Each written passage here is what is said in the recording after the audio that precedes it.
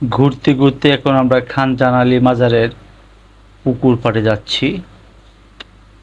বিশাল বড় পুকুর, যে পুকুরে কালো পাহাড় এবং ধলা পাহাড় নামে দুটি কুমির ছিল, এখন নাই।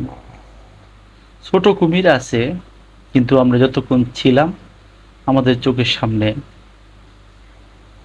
দেখা পাই নাই। পুকুরের চতুর্দিকে বিশাল বড় এরিয়া। পুকুরে নামলাম, পুকুরের ঠান্ডা শীতল পানি দিয়ে হাত মুখ ধুলাম। অনেকেই পুকুরের পাড়ে আসতেছে, ঘুরতেছে, দেখতেছে। মাজারের বাউন্ডারিটা বেশ বড় এরিয়া নিয়ে মাজারটা প্রতিষ্ঠিত। ওই সম্পূর্ণটুকু মাজারের এরিয়া। একজন পাগলের সাথে দেখা হলো, আলামিন, আমি দুজনের ছবি উঠালাম।